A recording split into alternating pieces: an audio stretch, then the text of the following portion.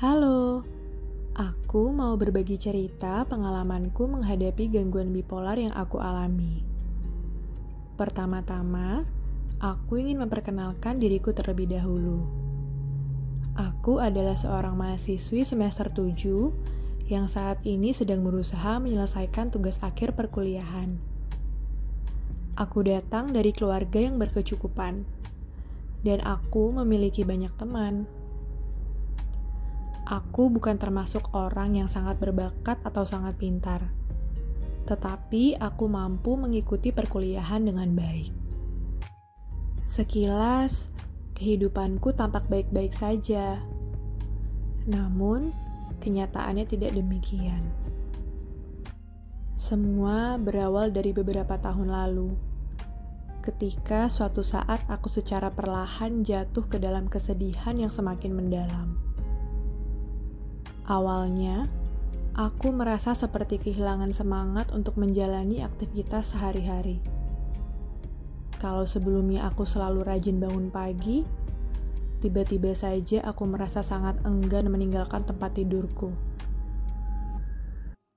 Aku berusaha untuk tetap menjalani hari seperti biasa.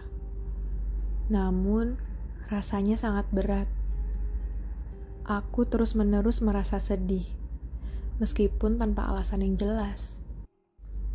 Aku merasa tidak berminat untuk datang ke kelas, mengikuti kegiatan organisasi, atau bahkan untuk hangout bersama teman-temanku.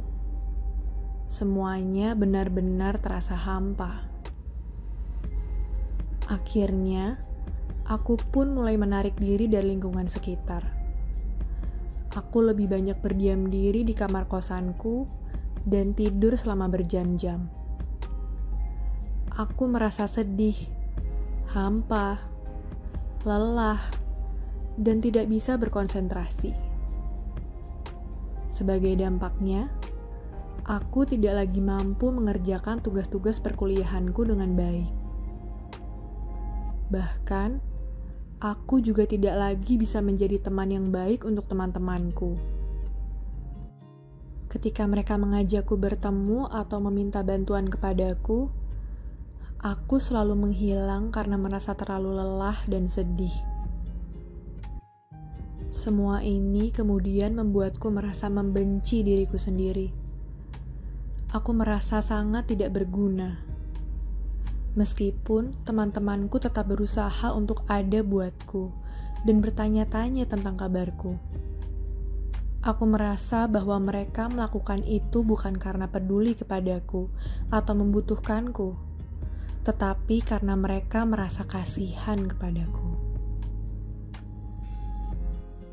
Periode kelam ini berlangsung selama beberapa bulan, hingga kemudian aku berangsur-angsur mulai merasa lebih bersemangat.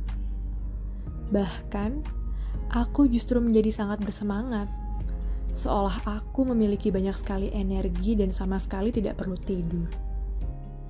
Saking bersemangatnya, aku jadi merasa tidak bisa lama-lama berdiam diri. Aku merasa memiliki banyak pikiran dan ide yang perlu aku salurkan. Kalau sebelumnya aku menghilang dari lingkungan sekitar, kini aku selalu ingin mengikuti berbagai kegiatan di kampus. Aku mendaftarkan diri mengikuti 5 kepanitiaan berbeda dan 2 organisasi tambahan. Aku juga selalu datang untuk nongkrong bersama teman-temanku. Mereka pun heran, kenapa aku bisa memiliki energi sebanyak itu. Namun, fase ini tidak bertahan lama.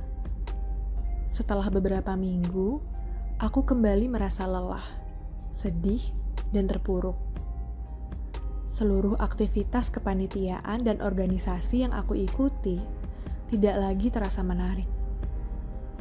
Aku kembali merasa sulit untuk bangun dari tempat tidur. Walaupun terkadang aku bisa memaksakan diri untuk tetap datang kuliah dan rapat-rapat kepanitiaan, tetapi aku tidak bisa fokus dan berkontribusi secara maksimal. Aku pun jadi sering melewatkan deadline tugas dan menghilang di saat orang-orang memerlukanku. Tidak heran jika kemudian banyak rekan-rekanku di perkuliahan dan organisasi yang mengkritik tingkah lakuku. Aku yakin bahwa mereka membenciku. Aku pun menyesal telah banyak mengikuti kepanitiaan dan organisasi dalam jumlah yang banyak. Kini, semuanya terasa seperti hantu yang mengejar-ngejarku dengan segala tanggung jawab. Padahal, aku bahkan tidak punya cukup energi untuk bangun di pagi hari. Semua ini membuatku merasa bersalah kepada orang-orang di sekitarku, dan juga merasa tidak berharga. Aku pun sempat terpikir untuk mengakhiri hidupku. Jika saat-saat itu datang, aku benar-benar kesulitan untuk bisa melakukan aktivitas sehari-hari dan hanya bisa berdiam diri di dalam kamar. Semua siklus ini selalu berulang selama beberapa tahun. Aku pun sampai hafal kalau di setiap semester perkuliahan akan ada waktu di mana aku merasa sangat terpuruk dan waktu di mana aku akan merasa sangat berenergi. Walaupun sudah hafal, tetapi sulit rasanya untuk belajar dari pengalaman sebelumnya. Misalnya, ketika aku keluar dari fase depresi, aku tahu bahwa pikiran-pikiran yang mengatakan bahwa aku tidak berguna dan sebaiknya mati saja adalah pikiran yang salah. Namun, ketika aku berada di fase tersebut, sulit rasanya bagiku untuk tidak mempercayai pikiran jahat tadi. Lalu ketika aku keluar dari fase mania, aku pun tahu bahwa dorongan-dorongan yang aku rasakan untuk melakukan beragam hal seperti mengikuti berbagai organisasi, membuat keputusan besar, dan memulai beragam proyek bukanlah dorongan yang sebaiknya aku ikuti. Namun, ketika aku berada di fase tersebut, sulit rasanya bagiku untuk tidak mengikuti dorongan yang muncul. Siklus depresi dan mania yang aku alami ini berdampak buruk terhadap kehidupanku, baik itu di perkuliahan maupun kehidupan sosial. Sampai akhirnya di semester 6, salah satu temanku menganjurkanku untuk berkonsultasi ke psikolog. Awalnya aku tidak mau, tetapi ia memberikan dorongan kepadaku dan mengingatkan bahwa sebentar lagi aku akan mulai menyusun skripsi. Proses penyusunan skripsi tersebut tidak akan mudah, sehingga aku perlu berada dalam kondisi yang baik. Akhirnya, aku pun menuruti saran temanku. Aku mulai berkunjung ke psikolog pada pertengahan semester 6 dengan ditemani oleh temanku. Dari kunjungan-kunjungan ke psikolog inilah, pada akhirnya aku didiagnosis mengidap gangguan bipolar. Awalnya, aku merasa kaget mendengar diagnosis yang diberikan. Selama ini, aku pernah mendengar tentang gangguan bipolar, tetapi tidak pernah terlalu mencari tahu tentang gangguan tersebut, apalagi berpikir bahwa aku mengalaminya.